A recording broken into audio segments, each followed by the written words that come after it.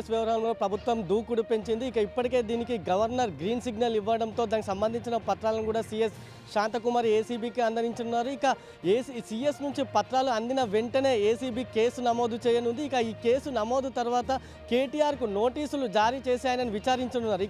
ఈ నోటీసులకు విచారణ తర్వాత ఆయన అరెస్ట్ చేసే అవకాశాలు కూడా మెండుగా ఉన్నాయి. ఒక్కసారి చూసుకుంటే 2023 ఫిబ్రవరి 10-11 తేదీలో హైదరాబాద్లో ఈ రేసింగ్ జరిగింది. ఆ తర్వాత ఏడాది కూడా 2024 కూడా ఈ హైదరాబాద్లోనే ఈ రేసింగ్ నిర్వహించాలంటూ కూడా అప్పటి ప్రభుత్వం ఎఫ్ఈఓతో ఒప్పందం చేసుకుంది. దీనికి సంబంధించి 100 కోట్లతో విదేశీ సంస్థలతో ఒప్పందం కూడా కుదిరింది. అయితే అక్టోబర్ 30న దీనికి సంబంధించి అగ్రిమెంట్ జరిగితే అంతకంటే ముందే హెచ్ఎండికి అనుమతి లేకుండా అప్పటి ముఖ్య కార్యదర్శి అరవింద్ కుమార్ ఎఫ్ఈఓకు 55 కోట్ల మేర చెల్లించారు. ఇది కూడా విదేశీ కరెన్సీ రూపంలో చెల్లించడం తీవ్ర దుమారాన్ని కూడా రేపింది. ఆ తర్వాత ఎన్నికలు జరగడం, కాంగ్రెస్ అధికారం రావడంతో దీంట్లో జరిగిన అవినీతిపై కూడా దృష్టి సారించింది. కాంగ్రెస్ అధికారంలోకి వచ్చిన వెంటనే దీనిపై ఈ ఫార్ములా రేసింగ్పై విచారణకు ఆదేశించి దాంతో ఈ ఘటనపై ఈ వ్యవహారంపై ఏసీబీ విచారణ అప్పటి నుంచి ఏసీబీ విచారణ కూడా కొనసాగుతుంది. ఇప్పటికే అప్పటి మున్సిపల్ శాఖ ముఖ్య కార్యదర్శి అయినటువంటి అరవింద్ కుమార్ కూడా ఏసీబీ విచారణ చేపట్టింది. అయితే ఈ విచారణలో అరవింద్ కుమార్ కీలక విషయాలను కూడా వెల్లడించారు.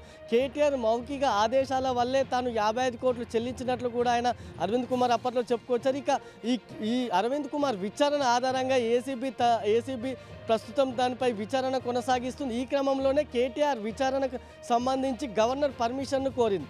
ప్రభుత్వం ఇప్పటికే గత నెలలోనే దీనికి సంబంధించి గవర్నర్ వద్దకు ఫైల్ చేయగా ఒక 4 రోజుల క్రితమే దీనికి సంబంధించి గవర్నర్ కూడా గ్రీన్ సిగ్నల్ ఇచ్చారు. ఈ వ్యవహారంలో కేటీఆర్పై విచారణకు సంబంధించి ఎఫ్ఐఆర్పై నమోదు కూడా గవర్నర్ గ్రీన్ సిగ్నల్ ఇచ్చారు. గవర్నర్ నుంచి గ్రీన్ సిగ్నల్ రావడంతో ప్రస్తుతం ప్రభుత్వం ఈ విషయంలో దూకుడు పెంచింది. మరోవైపు అటు ప్రభుత్వం ఈ పత్రాలు గవర్నర్ నుంచి వచ్చిన గ్రీన్ సిగ్నల్ పత్రాలు ఏవైతున్నాయో అవి ఈ ఏసీబీకి అందగానే ఏసీబీ కేసు నమోదు చేసి కేటీఆర్కు నోటీసులు జారీ చేసే అవకాశాలు ఉన్నాయి. ఈ నోటీసులపై విచారణ తర్వాత ఆయన్ని అరెస్ట్ చేస్తుందా లేదా అనేది మారింది. మరోవైపు మంత్రి పొంగిలేటి దీనికి సంబంధించి సంచలన విషయాలు కూడా వెల్లడించారు.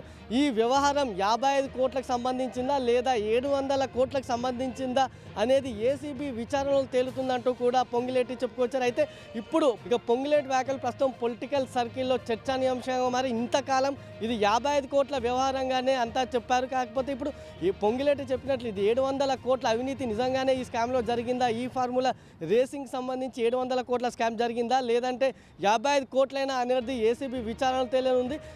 ఏదేమైనా కేటీఆర్కు నోటీసులు, విచారణ, కేటీఆర్ అరెస్ట్ అనేది మాత్రం ప్రస్తుతం రాజకీయ వర్గాల్లో చర్చానీయాంశంగా మారిందని చెప్పొచ్చు.